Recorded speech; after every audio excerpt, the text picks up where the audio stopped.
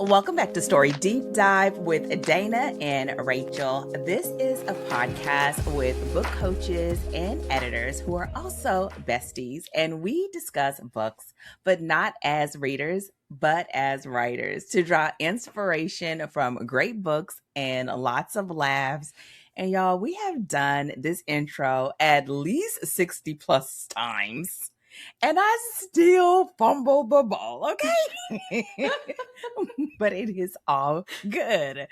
So this is one of our rare months where we have an extra week and we have a really juicy conversation that we want to kind of talk about, which is why writing a novel feels so hard and what we can offer to actually help to relieve some of that feeling. Yeah, if you're not watching us, then you didn't see that. So just imagine me like relaxing and like relax your shoulders and go into this so that you can get to the other side. And we're going to talk about that today. But first, I'm going to toss it over to Rachel and let her tell us what is going on in the story, Cypher.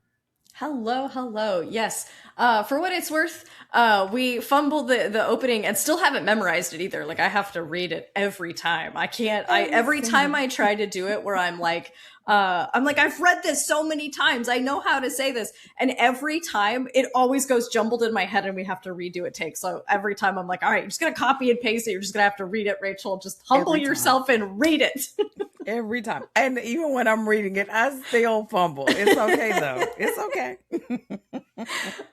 So this week, this is actually really perfect. The kind of overlap between what we're talking about today and what we've got going on in the Academy right now. So if you were here for our episodes during Sin and Magic, our previous episodes, this month in the Academy is First Draft Month. This is the month we dedicate to rocking and rolling and getting that first draft just flippin' done. And so this week we are specifically, so in the final week of the month, I like to host writing sprints. And we do it pretty much every day of the, like every weekday, so that we all come together. We're dedicating large chunks of time. So we do it from 7:30 a.m. to 10 a.m. and dedicate a nice big chunk of time where everyone sits down together and is working on their writing. Writing sprints are they're number one, they're nice because like it's almost like someone else puts it on the calendar for you, right? Where it's like, oh, I'm going to show up. Like you kind of like meld your schedule with theirs. So you're like, oh, great. Like writing sprints are going on at this time, so I'm just going to slot that into my schedule and I'm going to show up for the writing sprint and then doing it together, right? Where everybody is coming together to keep working on, and we've got people in different, parts of the process. We've got people on second drafts, third drafts, and our cohort members who are in their first drafts, and just having people to share that space with. And again, we set aside 4 days, 2.5 hours each day to just like really do a good haul on that last, on that final stretch of writing the first draft. So I love being able to offer that, and it's just also kind of moral support to just feel like, when you're in the throes of it, it's nice to kind of have company. So that's what we're doing this week. So we're all, I can't say we're getting up early because you host sprints at like 5 a.m. So yeah. But we're all showing up earlier than we normally do on Zoom calls, at least to the Academy. Because we normally don't show up on calls till about 9:30 in the, like normal calls, we do like 9:30 in the morning. So 7:30 is early for us. But y'all over there with your 5 a.m. sprints, that is a feat, honestly, to me. I am always impressed by that. And we like literally, I would say we have usually 75 to 85% of the people there every day. Monday. Crazy. Well, we do Monday through Thursday. We don't do Fridays. We do Monday through Thursday. And even when we don't do it like on our like our winter break and our summer break and then the last, well, I guess technically that would be the winter break, the last in December. We don't do it the whole month. Mm-hmm. But those weeks, everybody misses them because you've paced everything in your life somewhat around these sprints. So I think it's so great. Like, do you guys do Q&A or like, is it just the sprint time? So when we do it, so the way we normally will do it is we get on the call, we just have a brief check-in to get that little like social, like little like social charge to be like, oh, my writer friends, like just make a little bit of contact, talk about what we're working on. And then we'll, depending on the day and whether people have questions, we do a little bit of like Q&A, or like we at the very least will check in at the end and be like, okay, were you able to make progress? Did you get stuck, right? Is there a problem that arose in the process? So that way we can troubleshoot it on the spot. And so we'll have, so sort of Q&A, sort of, did you make progress? Are you running into a problem? Do you have a question? Yeah. Sort of generally along those lines. Yeah, same. Yeah, it's just like you carve out a space where it can be like, okay, or this happened, or I have this question, or not, or sometimes it's like housekeeping. Yeah, awesome. Absolutely. And then you only do it this week. You do it once a month. Yeah. So we do it. A month. We do it during our drafting months. So we do it for second draft month and first draft month. So that's right now, that's the schedule we have. We're working on expanding out the writing sprint offering because everybody loves a writing sprint. I just have to figure out how to make it work with my schedule, which is I'm the bottleneck here because I'm like, okay, where can I stick this in my schedule consistently? Which is why you do yours at 5 a.m. Exactly. Because there's nothing on the schedule at 5 a.m. except writing anyway. And most people aren't up, especially when you get people that are on different time zones. But now we have people where they're just used to it, and we don't turn on any cameras. That's another thing. No cameras on. Yeah. Because we found that, listen, nobody wants to listen. We rolled out of bed, and there are some people that go to sleep right afterwards. Yes. They go back to bed. But yeah, I get it. And then doing it early, and it's like out of the way, you have your writing done. You can, like, I go for my walk, some people go to work, some people go drop the kids off. So yeah, it does, it works. And then it's something you have to get adjusted to. But yeah, that's a big adjustment for sure.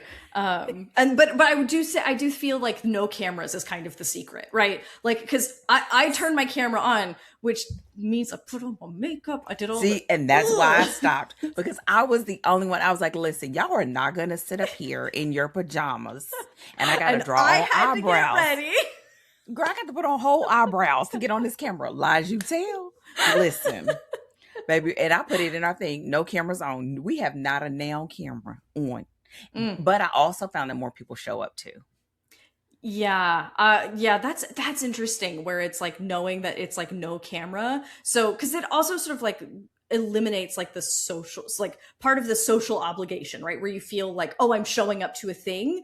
You're not really. You're hitting yes on the Zoom, and then that's all you're doing. You know what I mean? You just kind of like, and I see it's like you are showing up, but it feels like you don't have to perform. You don't have to get ready. Like, come in whatever is going to make you comfortable. We have a laughing, like who are in their pajamas? Like, we'll be cracking up laughing, and everybody unmute. Me, I am. And it's just like, it's hilarious. Even to the point where we've even started doing it for book club discussions. Oh. So now sometimes I will come off a camera, but for the most part, we literally just talk. And I find that it makes it so almost every person on the line speaks. Ooh, which is weird. Interesting. It is, because you go to other things, and there are some people, like, I have a coach.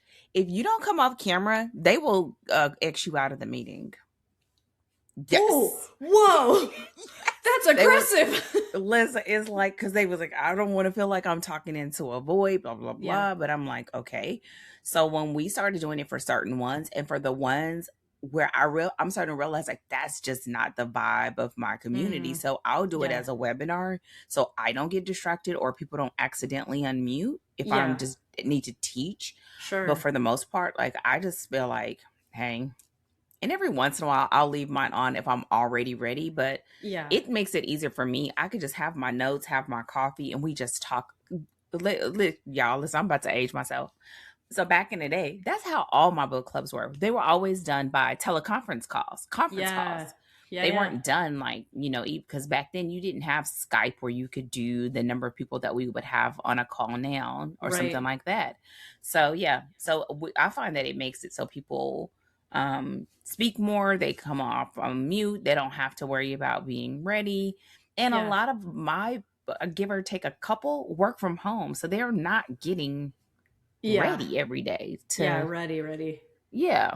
Oh, interesting. Okay, if you're watching on YouTube or Substack, I'm super curious. Drop me a comment and let me know. Do you like video on or video off for for group events? I'm super curious because your community is like loving it, right? There are other communities where it's like standard fare that it's like, no, we're all Mhm. here. Faces now again, 5 a.m. is a little different, right? But faces Right. on, we're like here. So drop us a comment. I just again, this is my my anthropological brain that's like, I need a survey right now. And let us know if you prefer the all videos off and it's like we aren't doing video, or if you like a camera on call. I would just love to know. Yeah. So, and actually, speaking of Substack and Danja Tales, Dana, tell the people what you've got. Some new stuff cooking over there, as which I always feel like you always show up and there's like always something new cooking, and I'm like, I've said this to you before, you have the number of hours in a day that Beyonce seems to have. I don't know where Well, you ladies picked up those hours in the day. I'm still not finding them, but please tell the people how you're let rocking the me world out here. let me get my Beyonce on for real. No. Well, first of all, you know what? Here's what I think is happening. Well, not to the speaking of hours, but the speaking of intention, right? Of like, how do you want to spend your days? Mhm. Like, what can you do? You know, I'm good for a good double duty, right? Like, there's Oh yeah. doing multiple things that you could get multiple things out of that same expression of time or that same commitment of time.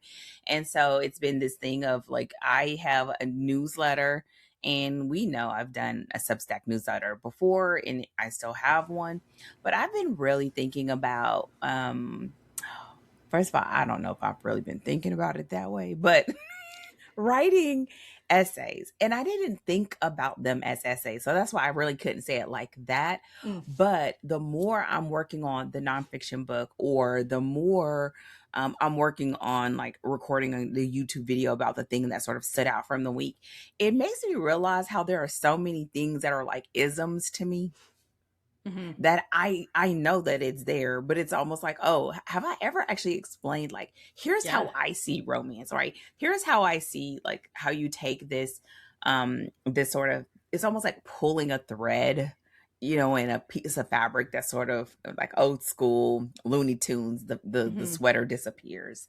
And so I've been thinking about that of like, you know, y'all, if y'all don't know, I love me a good chat GPT discussion. I have a good old time having a whole conversation with Ash. And so there are some times when I'm talking about things and it's like, oh, that's a really great way to think about it. Like, why do you think, where did that come from? Or he'll ask, I'm like, oh, this is where in my, and realizing more and more how I am an auditory processor. Mm.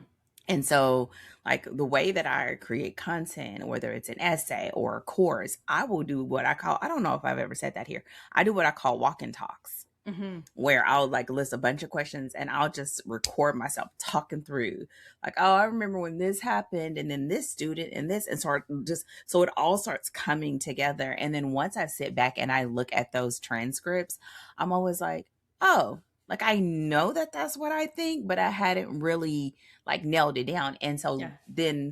so then I was working with my coach and was like, well, how would you turn that into a newsletter? And I'm just like, oh, I never thought about that Yeah. being a newsletter.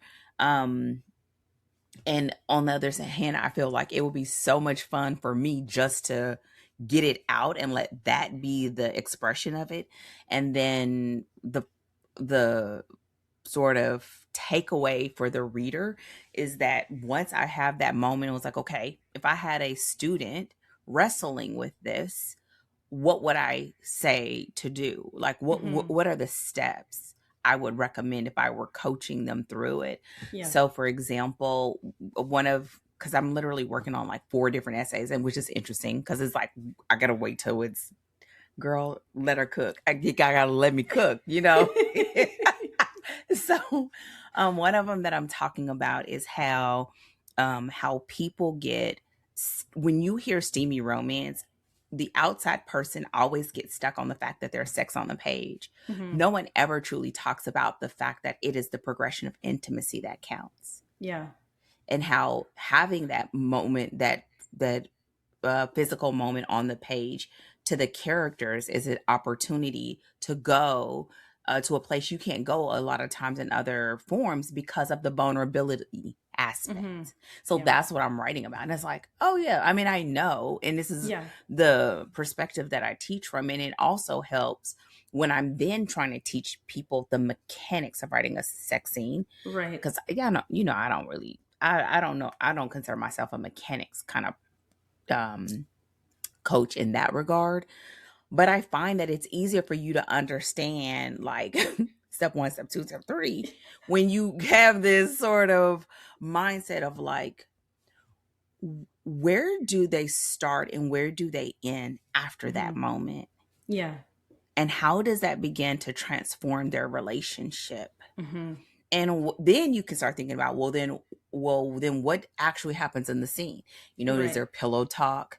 Did they do something they've never done before with anybody else? You know, whatever, right? Yeah. Then we start getting to the parts that most people would latch on to. And so the thought of exploring that in writing is interesting. And I find that it is making me have a better appreciation for nonfiction writing because I still don't fully have that. I've literally, I don't think I'm on the struggle bus as much as in my mind it's like, okay, I'm about to work on another chapter. Like I think it's great information. I think I get excited about writing it, but I don't get excited about writing it. So this, I think, is starting to sort of light that fire of like, oh, okay, this is how I got here. And then sometimes it's making me think about or do additional research on like another one of the kind of topics that I'm sort of playing with. Is like, I always have this belief that your ideas need to feel welcome. Right? Like the more you always push it down, push it back, like, oh, I'll work on that later. I'll work on that later. I'll work on that later. Then what happens is you sit to write and nothing will come. And people always like, oh, it's writer's block. I'm like, is it writer's block? Really? Yeah. No, you just said, I didn't want you here, bruh. And he's like, deuces. I'm going somewhere else. I'm going somewhere where I appreciate it, you know? So, and I've been always saying like, I don't know if this is something, and I still don't know, right? It's part of what I'm exploring. But I was like, oh, that's really cool, because I always feel like I am the person, I don't wait for motivation. I'm going to get up and I am going to write. And there's going to be something on that page, period. Every time I sit down, period. I don't have time to play. And other people are like, well, I don't know. I need to, girl, they be waiting for something to touch them from heaven, hit them on the forehead, roll around. Good luck. You'll write once every 6 months when you wait for that moment to hit you. Woo. Listen, hence, like our conversation today, you're waiting for something outside of yourself. And that to me, listen, that is not Beyonce quality, right? We are not waiting. Beyonce goes after what she wants and she takes it. Okay. Okay. And so, you know, so it's things like that I will just mention. And it's so funny. It's like, oh, maybe that's a topic, or maybe. And so the potential of that feels really, really good and exciting. And then the way I describe it is like, I follow it all the way through. And I had to sort of lift the pressure of like, okay, it doesn't have to be this process that I use every single time or a checklist that I use every single time. But the reality is, if I had someone here, what would I say? And I'm like, okay, here's the things that we would look for. Here are some of the questions that you may want to ask yourself. Sometimes it may be an infographic. Sometimes it may be a checklist. Sometimes it may be a prompt to just sit and write with it. And I think, so that's what I'm aiming to sort of bring. And it feels different. I think it feels really aligned with where I am right now. Yeah. And it's also a great way to sort of to bring that understanding into the other side as I'm working on the book as well. Because what I'm talking about right now is not something new I came up with. It's been there. So now I'm getting clear about how I feel about it, where did it come from, and then remembering stories and then bringing that over. It's been interesting. It's still the early stages. So, Yeah. ask me in about 6 months because me and Substack, we have a interesting relationship. Oh my It's a gosh. little history Okay. there. Just a little bit. I'm aiming to do right by because it's been doing right by me a little bit. So we just gonna do that. So with that said, I think it's very interesting that our sort of like updates bring us to the conversation that we want to have today, Yeah. right? Of this thing of not waiting for motivation to strike you, or even so, like why writing a novel feels hard. And I'm quoting hard because I don't think it's hard, right? And I think people believe I would say that because I've written so many projects, but I have to remind them every time you start a new book, you are still starting a new book. I don't care Yes. how many you've done. And so we are going to talk through some of the things that we feel like are misconceptions and or myth busters, and also bring in some of our experience with students and coaching to hopefully give you of like, here's what's maybe you're dealing with, and here's what was really underneath that, and here are maybe some either tips or here's maybe another perspective for looking at it, so that we can go from it feeling hard to getting to at the end where we're saying having the end of a first draft.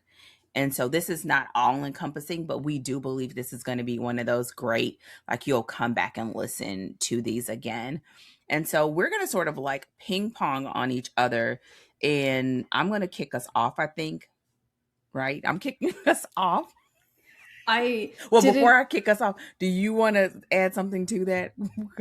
No, I think you're absolutely right. And this is just, I think this is like, it's not that writing a novel is in itself deeply difficult, but it is hard work, right? And just letting that distinction, right? It's like you still got to show up day after day after day after day. Like there's still like hard work to it, right? You're working hard, but it doesn't have to be like bang your head against a wall hard, So yeah, but I think go ahead and launch us into it. Let's talk about some of the things that maybe will help people get to, like you said, the end of a first draft, because the end of the first draft is only the beginning, but we got to get there first. Exactly.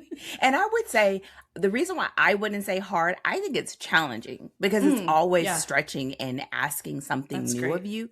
And every time you get better, there's more better to get to. Yeah. So that's how you can be challenged, right? Like versus being like, because if you think hard, no one ever intentionally signs up for something that's hard other than maybe David Goggins, whatever that man's name is. That man seemed like listen, okay? If you say it's going to be painful, he's like, sign me up. Sign me up. Exactly.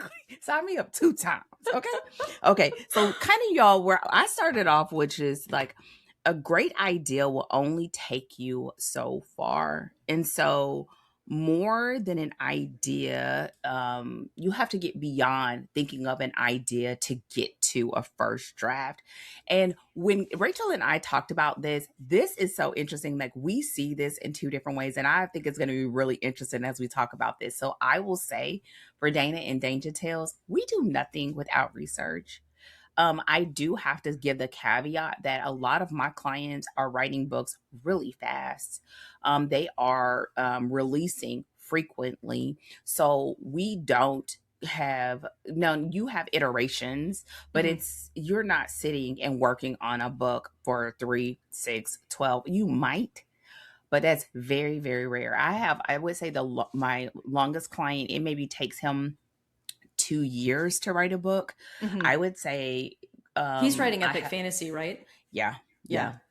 And then I would say on the shorter end, I would say total somewhere around 4 to 8 weeks is probably an average. And then I would say I have like a lot, the median, I would say maybe 4-ish months, 4 to 6 months would be, no, I wouldn't even say that's an average, but yeah, right in there, normal. So when I say this, I'm saying that with that in mind. Yeah. But I do say that starting to understand what is the experience that you want your readers to have. And a lot of this is maybe rooted in the genre that you want to write, but what is that experience like? What are the emotions that you want your readers to have? And starting to look at, like, what is your genre? What is your tone? What is the outcome that readers are wanting? Are you writing romance from a perspective of, you want this to be like a binge read? Or are you writing this as, a cozy, slow burn, small town romance that you want people to sit back and luxuriate in it? You want to know that, because going into it, it helps you to take the idea that you have and sort of look at it all the way around before we move into thinking about plot and characters. And I will say, as a caveat too, before I pass it to Rachel, is that with romance, we have a set structure, right? Like, granted, people will say whatever they want to say, but at the end of the day, our beginning, middle, and end are pretty much the same. Your tropes will change. Some of well, of course, your tropes will change. The progression of it may shift a little bit, but where we start and where we end are very similar. So that does help, but it doesn't always negate you having these beginning questions for yourself and for your reader. So it can help you to begin to massage and shape and mold the idea as to whether this is the idea that will help you to accomplish that. And a lot of this will be well before. Now, you may start having notes. You may start having brainstorming. Like, I will have notes and notes and notes in my phone. And I will know when I get to a point where this is where I can start actually working on this story. But having that as a starting place that goes beyond just having an idea helps to begin to shape the container. Mm-hmm. And to shape the experience that both you're going to have as a writer and what you would like to have with your readers. Yeah. Yeah. And that process is going to look a little bit different for the writers that I tend to work with, because stuff like the tone or even the experience that readers will have, that often my writers won't find until after the first draft, right? So they're still sort of working out, like, okay, what genre am I really in here? And what, it's like after the first draft that you can start to be like, what do I even have? Because genre is not yet a foregone conclusion of what we're actually working with, which means we have to do, and I'm telling this to my, to any of my, non-romance writers out here, like, this means that, like, some of that structure you may have to do on the other side, exactly. Right? There's an amount of, now we always start with a loose 4-act structure because we know vaguely what the story needs to do, regardless of genre. And so we have these kind of overarching categories that we can use, but it may take it for most of my writers, unless they're like, I definitely know I'm writing something like a murder mystery, there's not there they won't know fully what it is that they're after until they get past the first draft.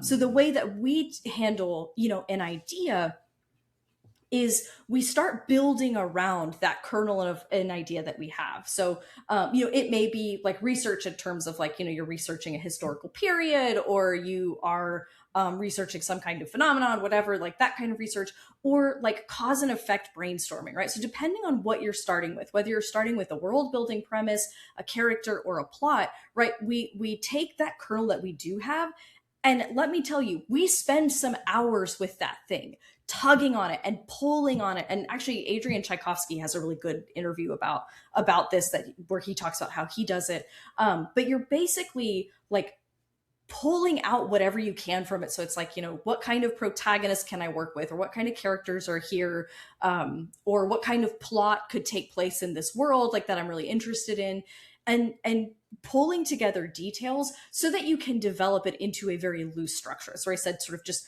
overarching. I kind of treat them like buckets, right? Act 1, Act 2, Act 3, Act 4, where it's like, oh, this stuff could probably go in my Act 1 bucket. This stuff could go in my Act 3 bucket. And we're just starting to build it out with that little bit of structure to get us started. Because if you just go in there with an idea, you're likely right to just get lost because you're just sort of like writing pages with no direction. And so starting to give it that little bit of structure so you have something to work with when you go into that first draft and you're not just like wandering all over the place. And then we'll translate that either into like a zero draft, depending on the writer and what works for them, either a zero draft or an outline, so that we go from idea to something with some structure that we can work with. Even if like we don't have genre structures to work with, we have again, that sort of loose 4-act structure to kind of give us, again, something so that we don't get lost along the way. And that's really what we're aiming for with the first draft, is like, don't get lost. Come back here. That's right. Right here. Well, and I want to say, I think this is so helpful to also say, because like as listeners who are maybe students of mine or people who are in romance, you would do the same thing. This would just be next, right? Like that's why, like even in the progression that we're talking about today, I may be the person starting with structure, but let's say when I was working on that cozy, I spent 2 to 3 weeks of just doing what you're talking about, because I'm doing it around other things. And, doing that, even though I have a structure, it's about like, what do I have? Do I have enough? Do I have the victims? Do I have the environment? Do I have my supporting cast? Like, so it is a part of that process. Yeah. So, and so that you're saying like getting girls, sometimes I feel like, oh Lord, like getting them to the point of sitting down to write that first that zero draft, as some people call it, or that fast draft that some people may call it, and getting them to that place of writing that first draft. Yeah, and that's right, and that's sort of like shifting us into sort of like what it actually means to write a first draft, right? Mm-hmm. And the fact that this is not the writing process that we pictured when we pictured writing. And I know that you wanted to kind of start by setting a little bit of mindset surrounding the first draft. So let me let you start there before we get into the nitty-gritty technicalities. Right. I was sharing with Rachel that I recently did a YouTube video, and this is an aha moment I had a few years ago, which is most of us who are writers, we envision this journey. And for many people, you've envisioned this journey since you were a child, right? Because you always thought of this as a kid. But the reality is, when you look at it with your adult brain, what you envisioned does not feel anything like what happens when you are writing a first draft, because what you are envisioning is probably draft 2 or 3, or for some people draft 17, right? Mm-hmm. Like yes, ma'am. Down the lines, right? No one, kind of like the conversation of hard and challenging, no one intentionally signs up for something that's hard, or you don't see yourself like writing, rewriting, being stuck, being unclear. And so what we find, both of us, I mean, and I'm sure most book coaches find that rub between what you envisioned and what you're actually doing becomes the culprit of so many of those moments of where you have doubt of whether you are meant to do this. You have doubt about your idea. You have doubt about your structure. And a lot of it is because, not that you need to erase the vision that you had, you just have to realize sometimes that vision is what comes after you get through this draft. Like, we just need the complete draft. Not even, and I'll say this in my points, like not even 100%. We just need to get to the end so that we can get anywhere near what you see in your head, and to just put a pin in the fact that for every single writer, your place of comfort when it comes to this will differ. Someone else may feel really great about when they're in a second or third draft. There's others where their gem is a first draft. They love the discovery process. You'll even have some where they can't stand revisions. Yep. And knowing yourself helps with what we're talking about, right? Of how you go into it, how you stack up your resources, how you align your team, and how you create the process that'll help you continue to get through draft after draft after draft, or book after book after book. So speaking of so basically what I'm telling you is, don't trash the vision. Just put the vision in its place, right? Yeah. And it's like, okay, well, yeah, now that Dana said this, maybe I am thinking about my third draft where you're like, oh, I can luxuriate in sentences. I can cop a squat and do line edits. There's some people that love that. That is not me.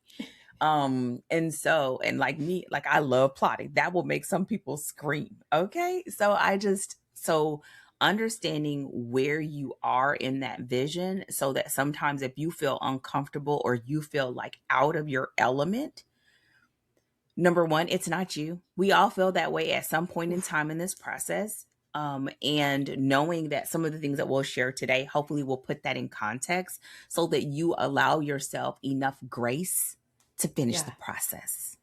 Yeah. Okay. Yeah, oh my gosh, there's so much good stuff there. And I just want to say really quick, this is the fun part about your first novel. And I say fun, I mean fun a little bit in quotes, okay?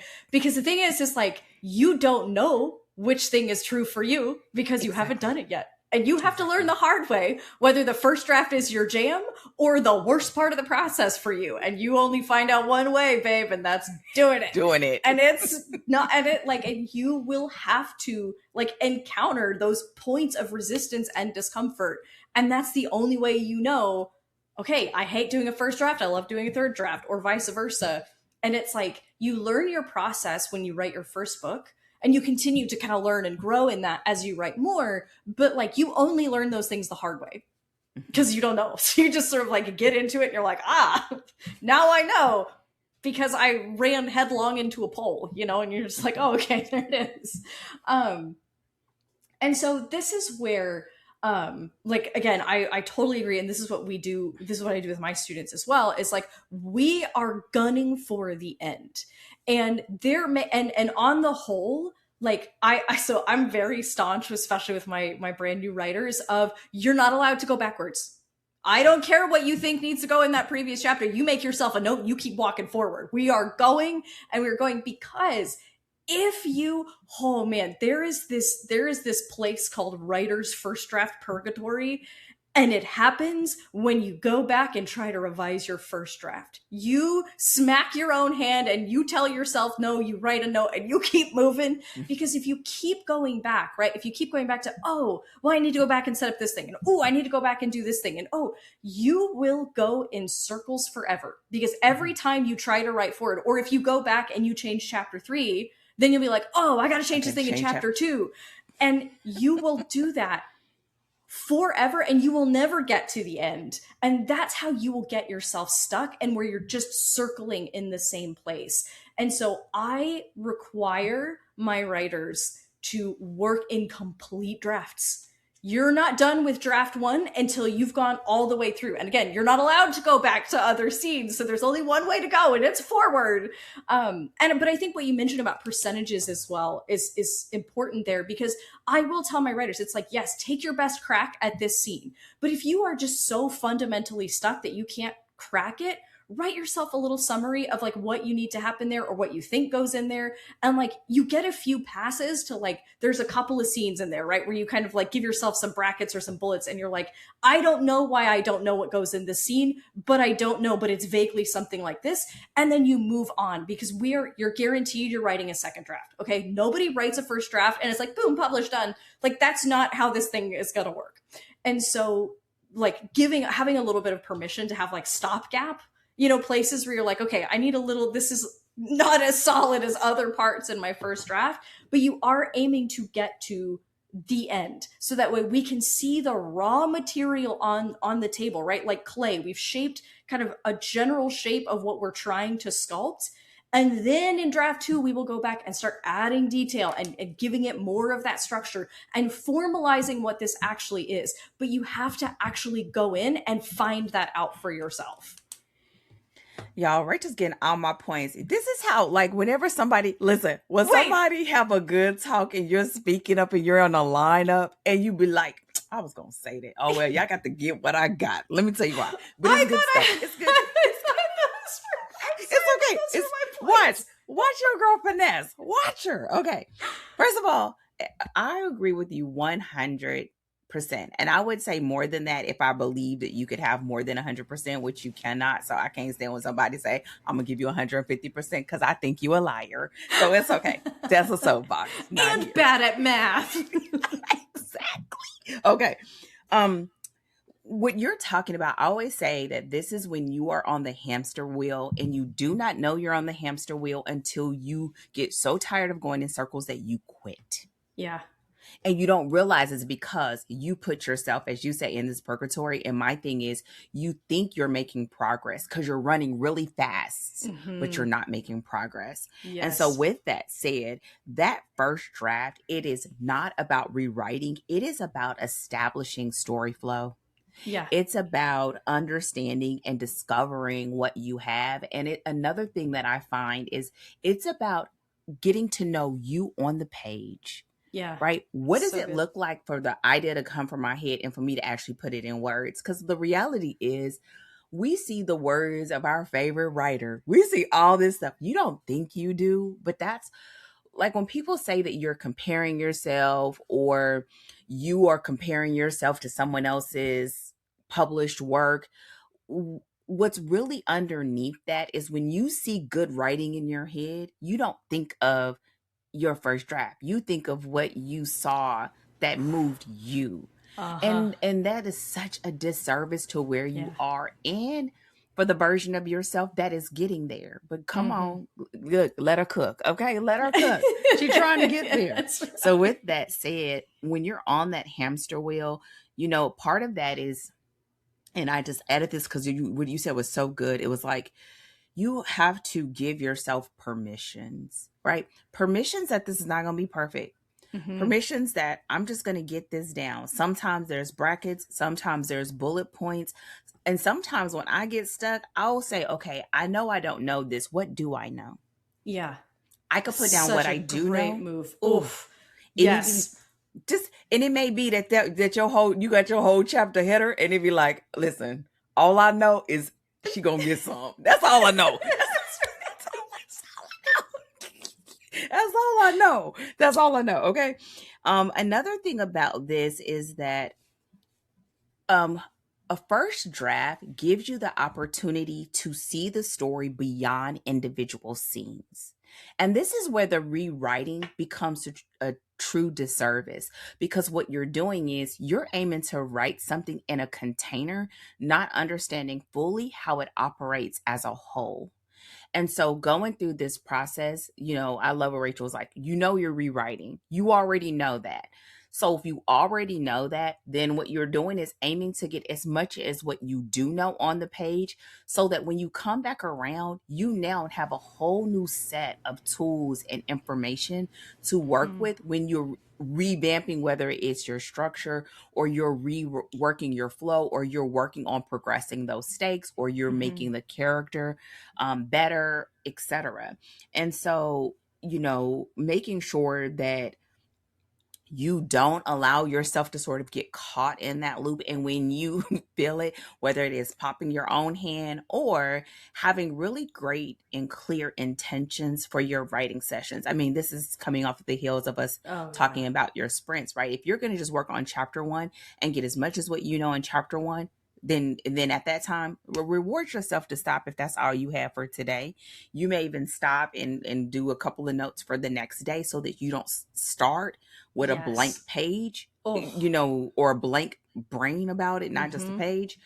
But what I would say is just like allowing yourself to be in that space so that your first draft can become I'm going to give this as a real life example more than a writing example and hope it lands. One of the things I've always hate, y'all, it's a little bit of a soapbox, but just rock with your girl. One of the things that I always hate is when I hear people tell their kids like, did you think about this? And I'm thinking, no, they have no lived experience. You got a whole life of experience and you think they're going to deduct the way you know. They're not. Why? Because they don't know yet. And this is them trying to figure it out. And so part of this is like extending grace that this is the first time you've done this. Yes. First of all, give yourself a pat on the back that you are doing what 93% of people in the world really would like to do. You are a top 10 percenter. Yay, you. Yeah. So give yourself grace to just get through to the end. If you find yourself being stuck, put a bullet point or a bracket, keep it pushing. Mm-hmm. It'll be here when you get back because ain't nobody gonna fix it for you. Yeah, that's right. It's not going anywhere. Y'all, that was a little bit shady. And nobody's gonna fix it for you, right? It'll be here when you get back. Just put it there and just keep it moving. Because what you will find is like what it says, success loves momentum. I think that's a quote that I heard, and I could be butchering it, but it works here, right?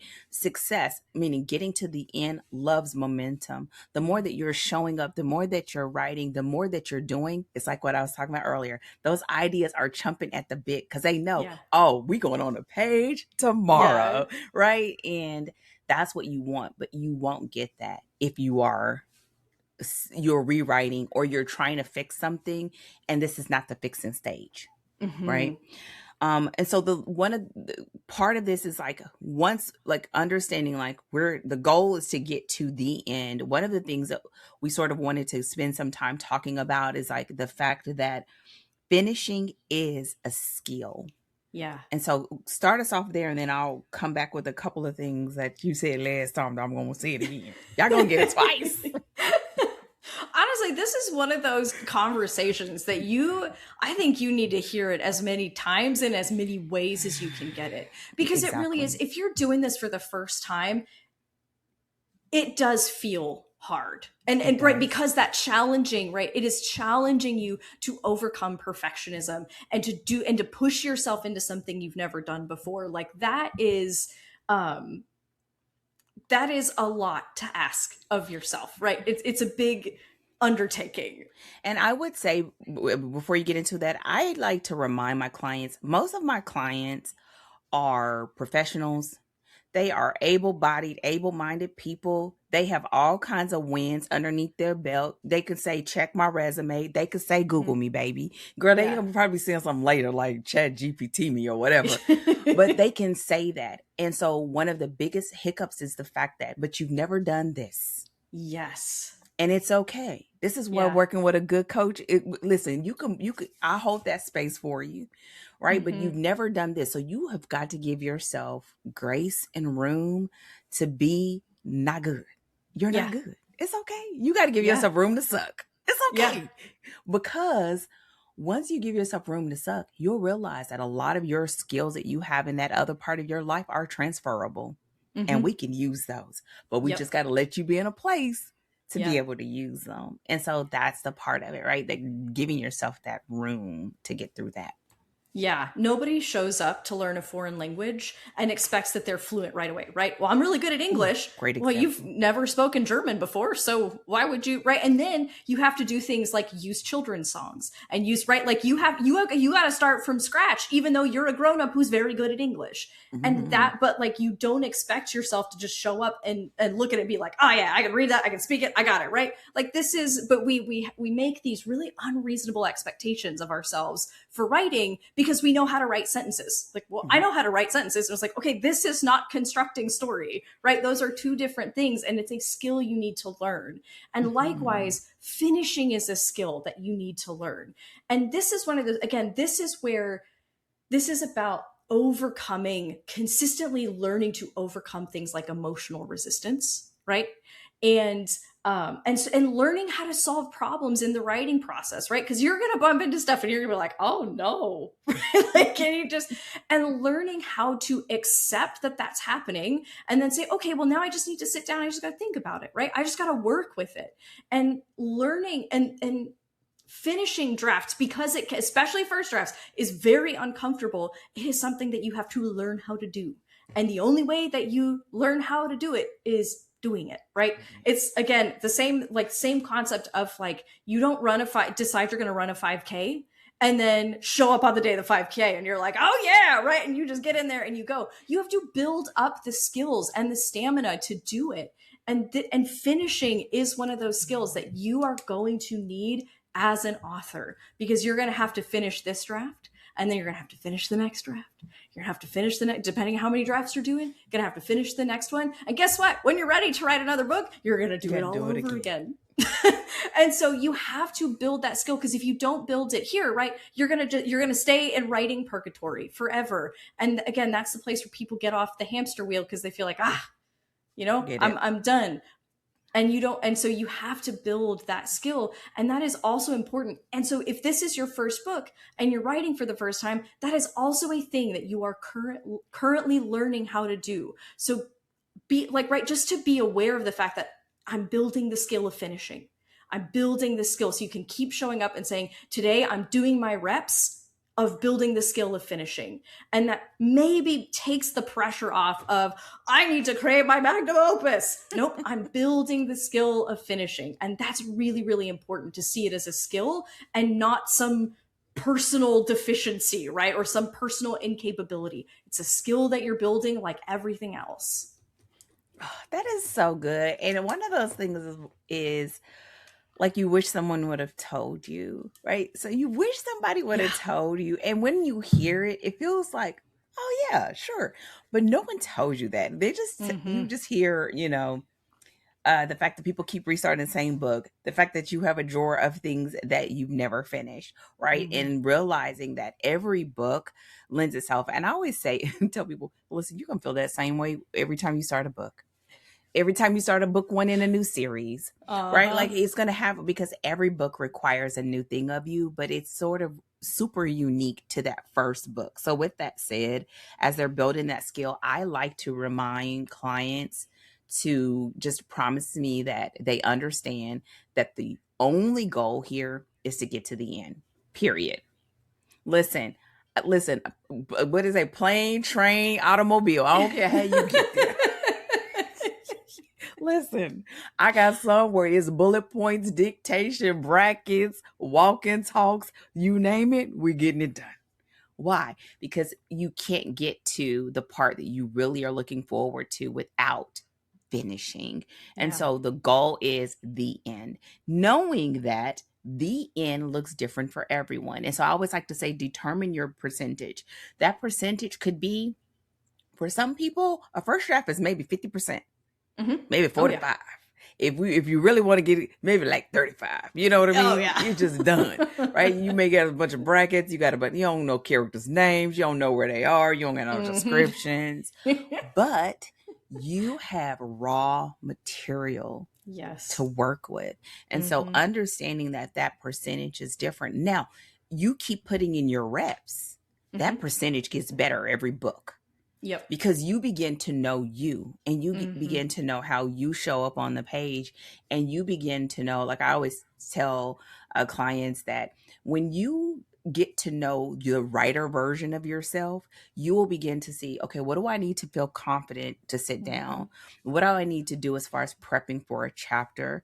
What type of timeline do I really need to finish this draft?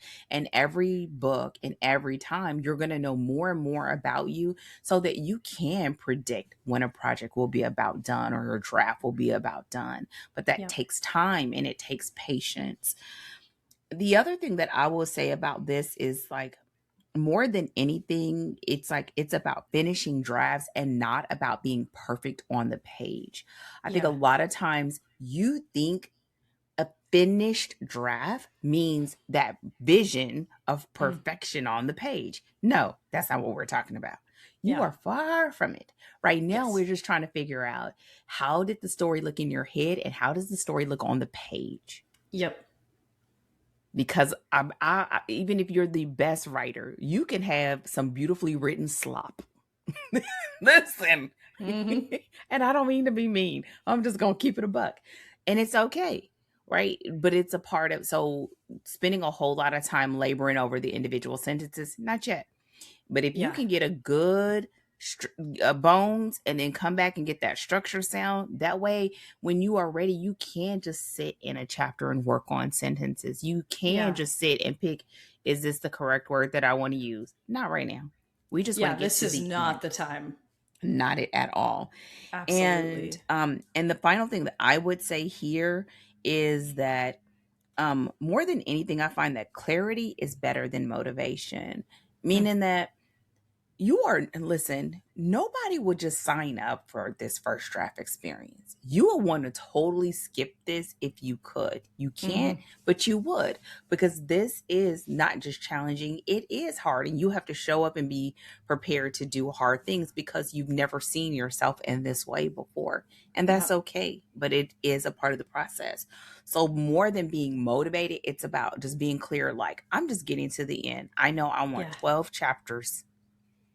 I know you may even have a loose word count. Listen, I'll be happy if I get about 1,200 words per chapter. Like you may Yep. get that Oh specific. Some man, yeah. people don't, right? Of just like laying it down so that when you step back and you're like, okay, now I can begin to say, okay, what do I have?